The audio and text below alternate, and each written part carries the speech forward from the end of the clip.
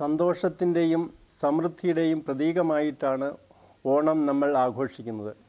ഈ വർഷം ഓഗസ്റ്റ് 27 ഓണം എല്ലാ മലയാളികളും ഓണം ആഘോഷിക്കുകയാണ്. ഈ അവസരത്തിൽ സെക്ടർ 31 ശ്രീകൃഷ്ണ സേവാ സമിതിയുടെ പേരിൽ ഇവിടുത്തെ എല്ലാ മലയാളികൾക്കും ഓണം ആഘോഷിക്കുന്ന എല്ലാ മലയാളികൾക്കും ആശംസകൾ നേരുന്നു. കുമ്പയുടെയും മുക്കൂറ്റിയുടെയും കുടിപ്പറിയാതെ കൊയ്തൊഴിഞ്ഞ പാടത്തിന്റെ സംഗീതം കേൾക്കാതെ ആരവും ഉയരാതെ ഒരു ഓണക്കാലം കൂടി മറുനാട്ടിലാണെങ്കിലും കൂടിയും മലയാളികളായ നാം ഓണം സന്തോഷത്തോടെ ആഘോഷിക്കും. ഈ ആഘോഷത്തിന് മാറ്റുകൂട്ടുവാൻ അടുത്തതായി നമ്മുടെ മുമ്പിൽ എത്തുന്നു ശ്രേയും മാൽവികയും.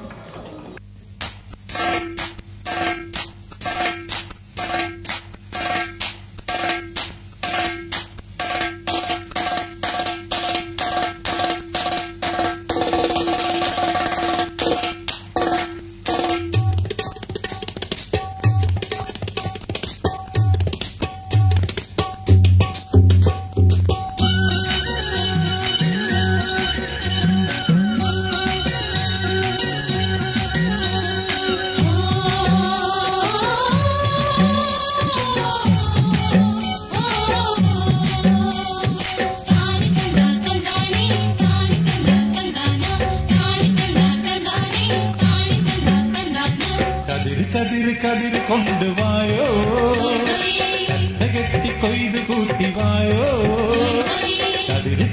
കതിർ കൊണ്ടുവായോ, കെട്ടി കൊയ്ത് കൂട്ടിവായോ. നാളെ താമര കണ്ണാളെ വന്നാട്ടെ പൊന്നാരി പാടത്ത് വായോ. കതിർ കൊണ്ടുവായോ, കെട്ടി കൊയ്ത് കൂട്ടിവായോ.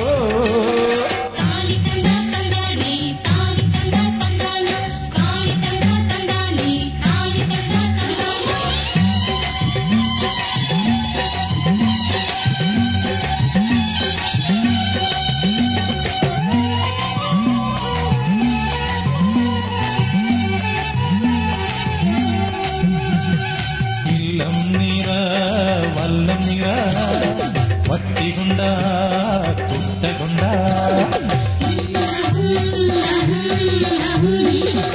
ഇല്ലം നിറ വല്ലം നിറ വട്ടികൊണ്ട തുട്ടകൊണ്ട.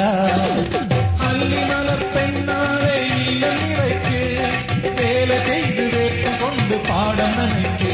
അങ്ങനെ വളര് പുത്തഞ്ഞാറേ കുളിര് പോരണ പാടം.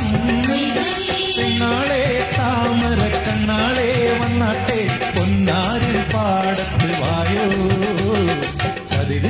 കതിർ കൊണ്ടുവായോ, കെട്ടി കൊയ്ത് കൂട്ടിവായോ.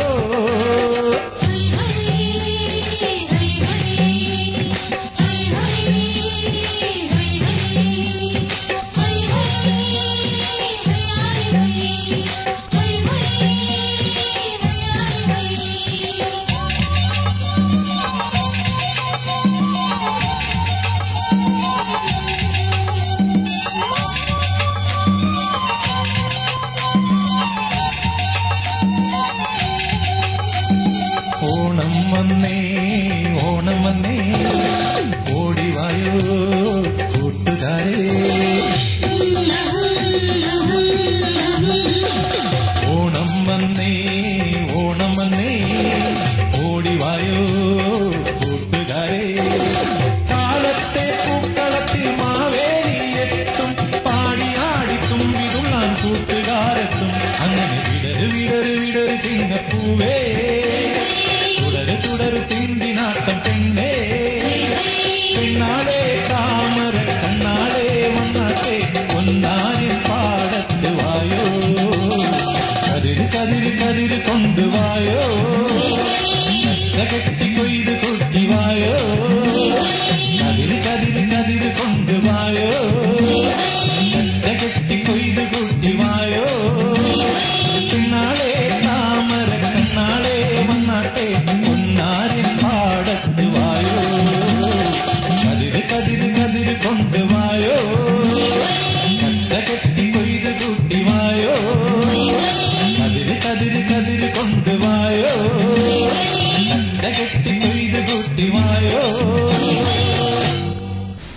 ഫരീദാബാദ് മലയാളി അസോസിയേഷൻ്റെ നാമത്തിൽ ഓണാശംസകൾ.